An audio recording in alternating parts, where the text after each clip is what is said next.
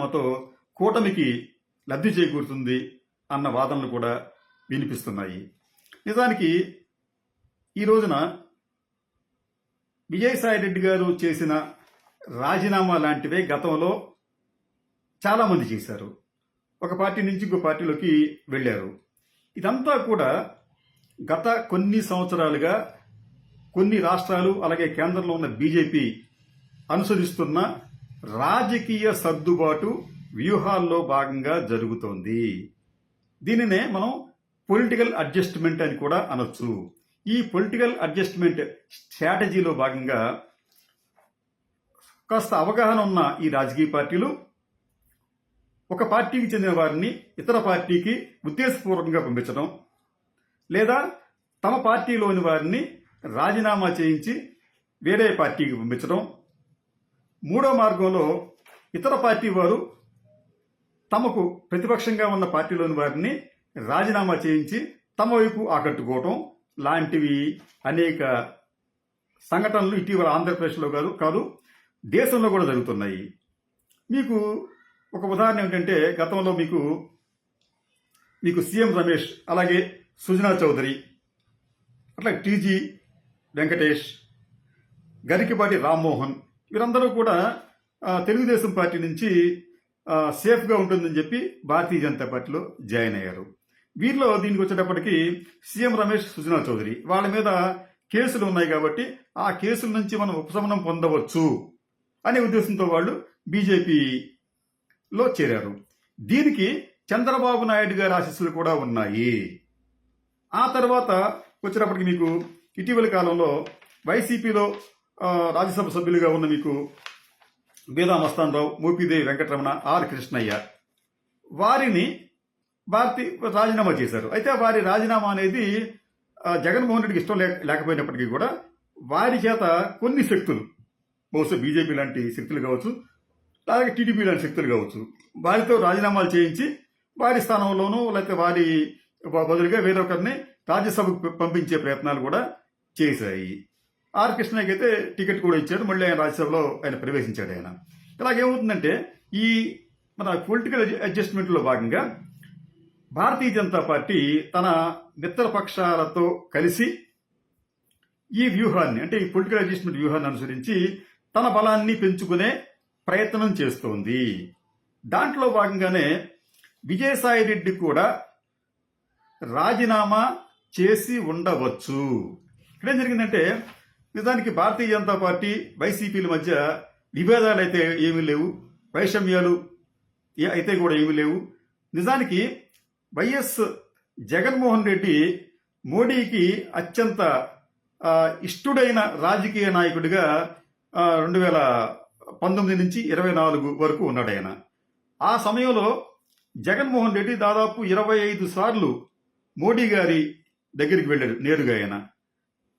నిజానికి ఆ సమయంలో మోడీ గారి దగ్గరికి అన్నిసార్లు వెళ్ళిన మరో ముఖ్యమంత్రి అంటూ ఎవరూ లేరు. నిర్మలా సీతారామన్ గారు అయితే ఆవిడ జగన్మోహన్ రెడ్డిని మోడీ గారు ఒక పుత్రుడిగా భావిస్తున్నారు, అంటే మానస పుత్రుడిగా భావిస్తున్నారని చెప్పి ఆవిడ ప్రకటించారు. అంటే ఈ వైసీపీకి బీజేపీకి మధ్య ఎటువంటి పెద్దగా విభేదాలు లేవు. కానీ మరి వీరు ఎందుకు రాజీనామా చేస్తున్నారు, ఎక్కడికి వెళుతున్నారు అని పరిశీలిస్తే, ఇక్కడ బీజేపీ అనుసరిస్తున్న వ్యూహం అంటే తెలుగుదేశం పార్టీ సహకారంతో వైసీపీలోని పార్లమెంటు, ముఖ్యంగా రాజ్యసభ సభ్యులను రాజీనామా చేయించి తమకు అనుకూలంగా ఉన్న వారిని తమ బలంతో ఎన్నుకొని రాజ్యసభలో తన బలాన్ని పెంచుకునే ప్రయత్నాన్ని బీజేపీ విజయవంతంగా చేస్తోంది. దాంట్లో భాగంగానే విజయసాయిరెడ్డి గారి చేత కూడా రాజీనామా చేయించి ఉంటారు. ఎందుకంటే విజయసాయిరెడ్డి గారి మీద కూడా కేసులు ఉన్నాయి. ఆ కేసుల నుంచి ఉపశమనం పొందడానికి ఇటువంటి వ్యూహంలో భాగంగానే విజయసాయిరెడ్డి గారు రాజీనామా చేసి ఉంటారు. అంటే భారతీయ జనతా పార్టీతో చేరితే కేసుల నుంచి బయటపడతారా అంటే ఖచ్చితంగా బయటపడరు. ఇది బీజేపీ అనుసరిస్తున్న ఒక గొప్ప వ్యూహం ఏంటంటే, ఇటువంటి కేసులు ఉన్న వారిని తన పార్టీలో చేర్చుకుంటుంది, కానీ వారెవరిని కూడా కేసుల నుంచి బయటపడవేయటం లేదు. ఆ కేసుల్ని తీసుకువెళ్లి కోల్డ్ స్టోరేజ్లో పెడుతుంది, స్తబ్దంగా ఉంచుతుంది. ఎందుకంటే ఆ కేసుల నుంచి వారు బయటపడితే మళ్ళీ వారు పార్టీ ఫిరాయించవచ్చునేమోనన్న భయం కూడా బహుశా బీజేపీకి ఉండి ఉంటుంది. ఇటువంటి ఈ పొలిటికల్ అడ్జస్ట్మెంట్లో భాగంగానే భారతీయ జనతా పార్టీ గతంలో కనీసం మెజార్టీ లేకపోయినా చాలా అల్ప మైనార్టీలో ఉన్న ఆ పార్టీ అధికారంలోకి రాగలిగింది. దానికి మీకు మేఘాలయ, నాగాలాండ్, పుదుచ్చేరి, మణిపూర్ ఈ 4 రాష్ట్రాల్లో కూడా భారతీయ జనతా పార్టీకి అధికారం లేదు, కానీ ఆ పార్టీ అధికారంలోకి రాగలిగింది. అలాగే ఇప్పుడు లోక్సభలో భారతీయ జనతా పార్టీకి తనంత తానుగా ప్రభుత్వ ఏర్పాటుకు బలం లేదు. కాబట్టి ఆ బలం పెంచుకునే దిశలో భాగంగా మహారాష్ట్రలో ఎన్సీపీ శరద్ పవార్ వర్గానికి చెందిన ఒక 5గురినో 6గురినో ఎంపీలను తన వైపు తీసుకువెళ్లే ప్రయత్నం కూడా చేస్తుంది. అంటే ఇదంతా కూడా ఏమవుతుందంటే ఒక పొలిటికల్ అడ్జస్ట్మెంట్లో భాగంగానే భారతీయ జనతా పార్టీ ఒక సూత్రధారుడి పాత్ర పోషిస్తూ రాష్ట్రాల్లో ఉన్న తనకు అనుకూలంగా ఉన్న పార్టీలతో ఇటువంటి రాజీనామాలు చేయించుకుంటూ తమ పార్టీని, తన కూటమిని పరిపుష్టం చేసుకుంటోంది. ఇక విజయసాయి రెడ్డి లాంటి వారు వెళ్ళిపోవటం వలన వైసీపీకి నష్టం కలుగుతుందా అంటే నష్టం కలిగే అవకాశాలు పెద్దగా లేవు. ఎందుకంటే విజయసాయి రెడ్డి ఒక రాజకీయ నాయకుడుగా ఉన్నాడు ఆయన, అంతే తప్ప ఒక ప్రజానాయకుడిగా లేడు. ఆయన ఏ వర్గాన్ని, ఏ సమూహాన్ని ప్రభావితం చేసే వ్యక్తి అయితే ఖచ్చితంగా కాదు. ఆయన ఎక్కడన్నా ఒంటరిగా పోటీ చేస్తే ఆయన డిపాజిట్లు కూడా వచ్చే అవకాశాలు ఉండవు. ఎందుకంటే ఆయన రాజకీయ నాయకుడు కాదు. ఆయన రాజకీయాల్లోకి హఠాత్తుగా వచ్చిన వ్యక్తి, అది బలవంతంగా వచ్చిన వ్యక్తి. అదే మీకు ఫర్ ఎగ్జాంపుల్ మీకు కొంతమంది రాజకీయ నాయకులు ఉన్నారు. మీకు ఫర్ ఎగ్జాంపుల్ మీకు వైసీపీకి వచ్చేటప్పటికి బొత్స సత్యనారాయణ గారు కావచ్చు, లేకపోతే మరి కొంతమంది నాయకులు ఉన్నారు. వీరందరూ కూడా ప్రజల్లోంచి వచ్చారు, ప్రజాబలం ఉన్న నాయకులు.